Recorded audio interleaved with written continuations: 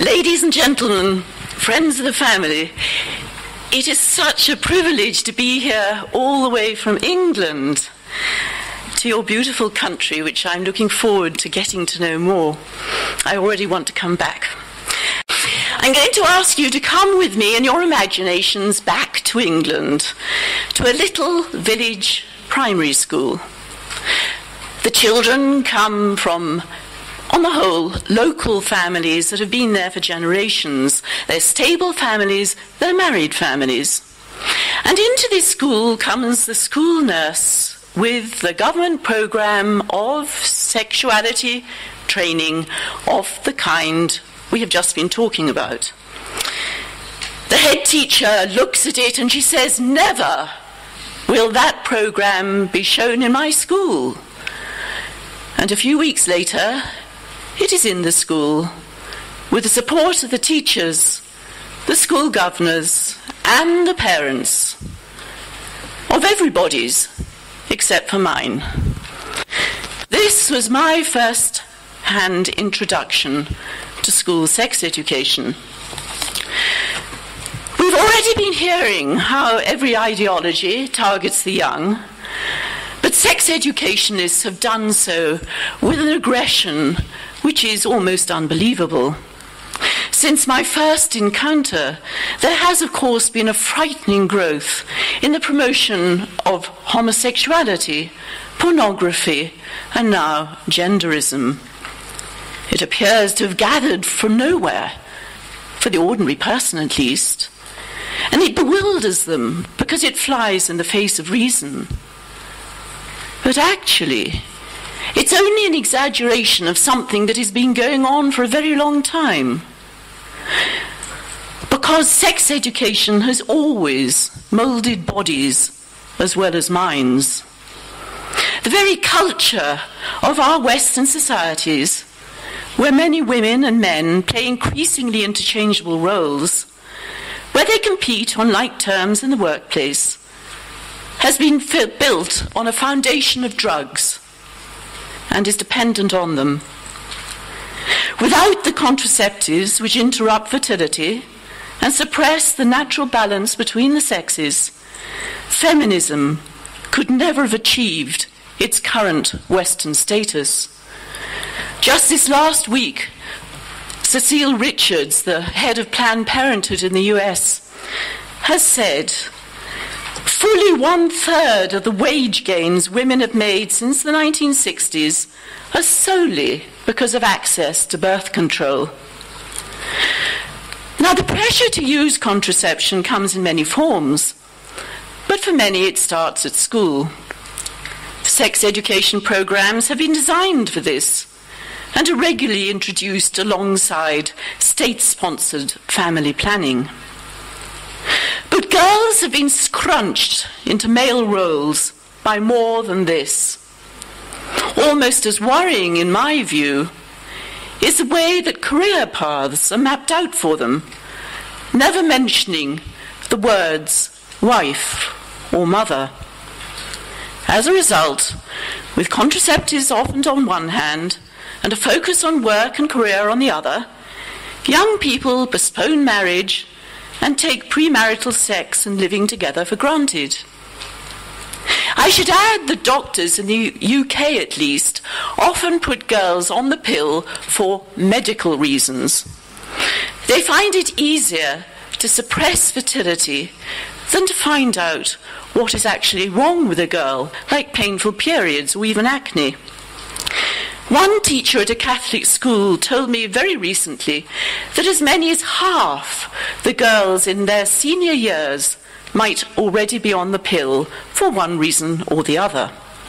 But you can see how it leads into a lifestyle. Pro-life organizations do what they can. They send in visiting speakers. There are concerned parents who take their children out of sex education, find a better school, or home educate. But all of this is only scratching at the surface of a very deep-seated problem, and it doesn't help the most vulnerable. These are not our children, the children of the people here. They're those at the bottom of society. If we are going to do anything for the mass of the people, we have to tackle and transform sex education itself.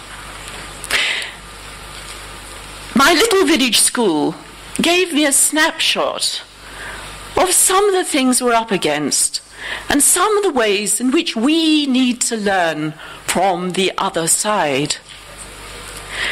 Now, first of all, the head teacher was won over to that program by teacher training put on by the local authority.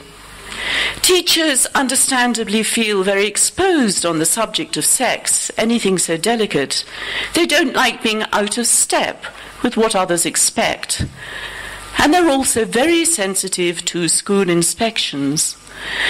So, we must train teachers, but we must also give kudos to those programs which are any good, and give our own kite marks for holistic sex education. The local authority removed all previous sex education resources in the school so that what had been going on before was no longer available. Schools are given very few options. The Living and Growing package, which I'm talking about, was slick and cleverly done, and it rapidly became the most used program in any English primary school. Sex educationists have access to large sums of money, and we must also produce things which are very professional. Inconvenient data was left out or twisted to soften the children towards contraception. I've since found similar tactics in science books and even in Christian textbooks. Contraception pervades every subject, everything that the children might be taught about family or sex. So we too have to be very coherent right across the board. Fertility was glossed over. Now this is very interesting. Leading doctors in England now, and I'm talking about a week or two back, are admitting that young people are emerging from sex education knowing too little. Our doctors are so worried about infertility that they are saying we need better sex education which teaches fertility. Cracks in the contraceptive edifice are appearing. There are many other problems, of course, with the programme.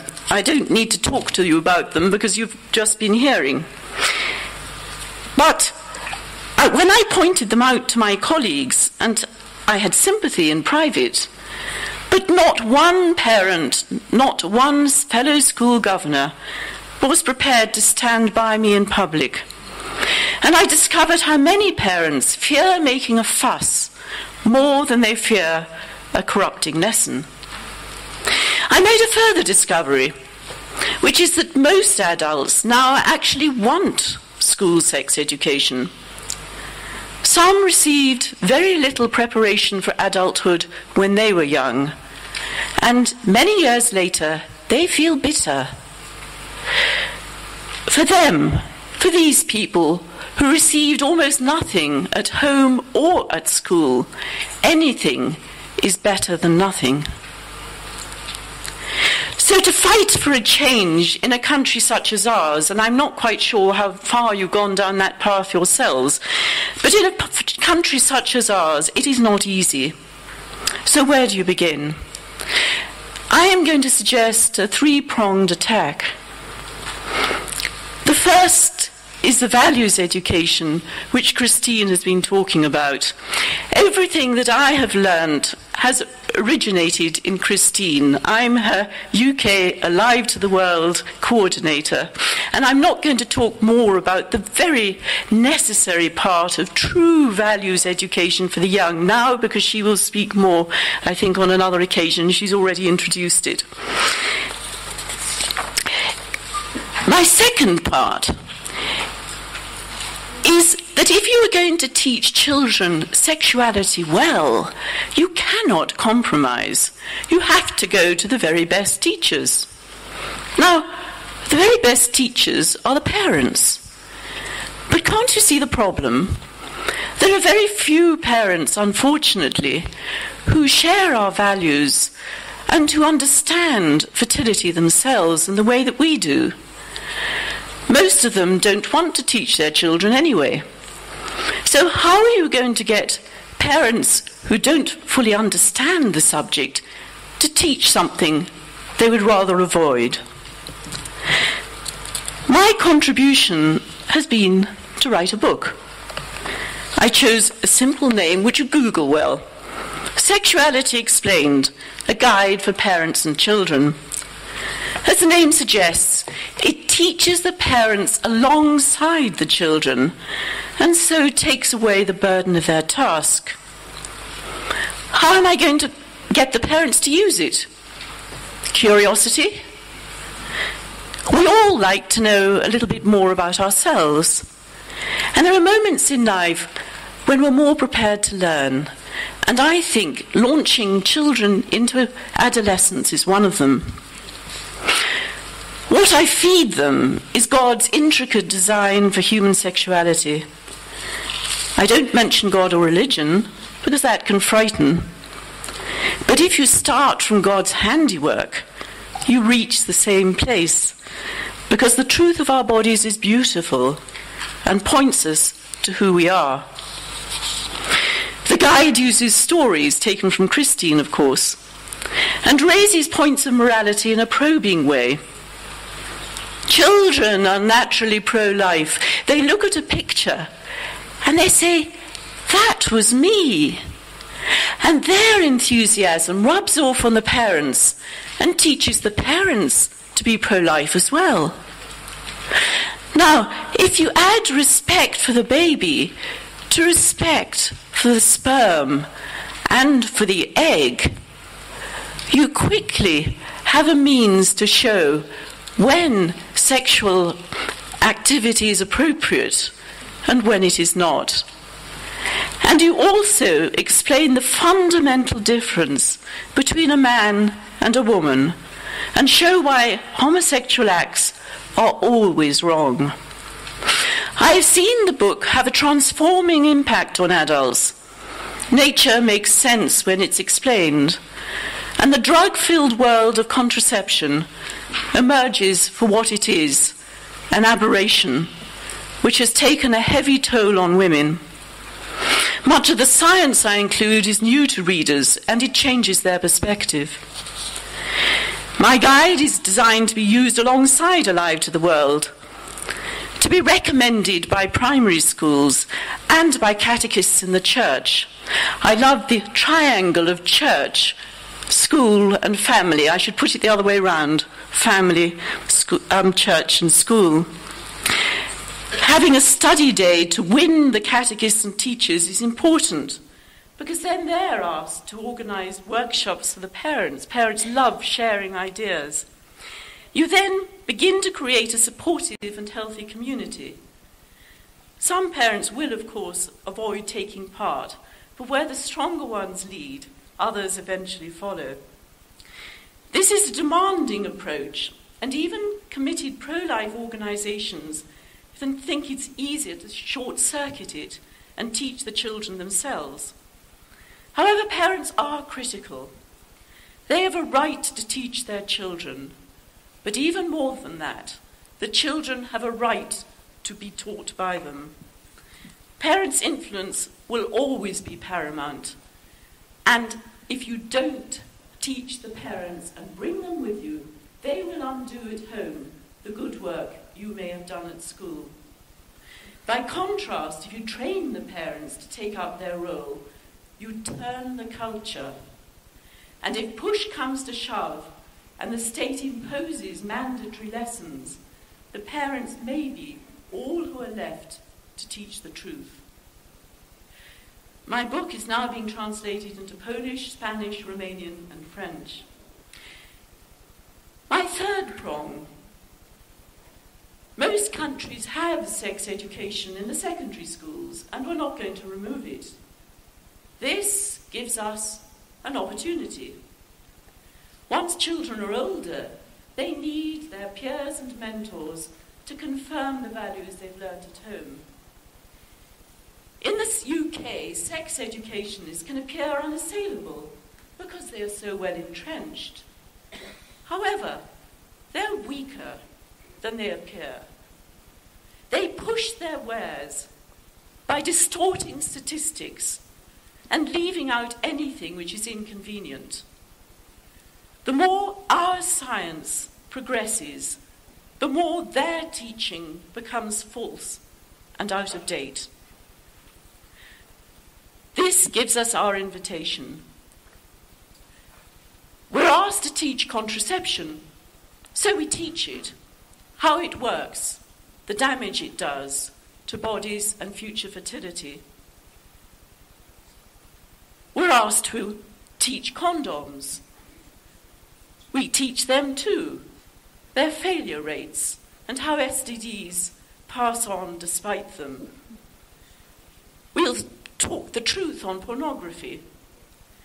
But we'll also speak a lot about friendship, and especially same-sex friendship.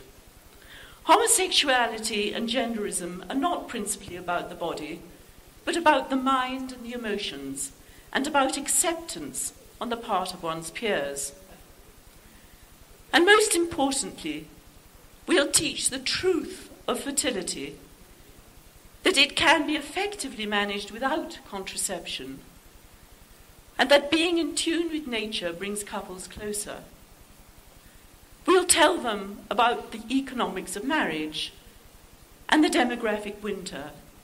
In short, we'll pass on to our children everything learnt in a congress like this. The first step in this battle is to believe that victory is possible. Just by changing our mentality, we are halfway there. We cannot do it on our own. I said I had a three-pronged strategy.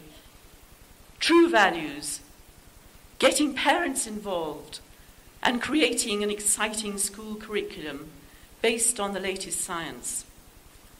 But of course, there is a fourth prong, which is really the first, and that is prayer, because we are in a spiritual battle, much bigger than ourselves.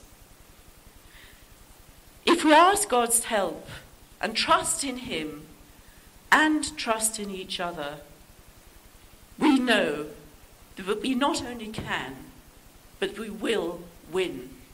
Thank you.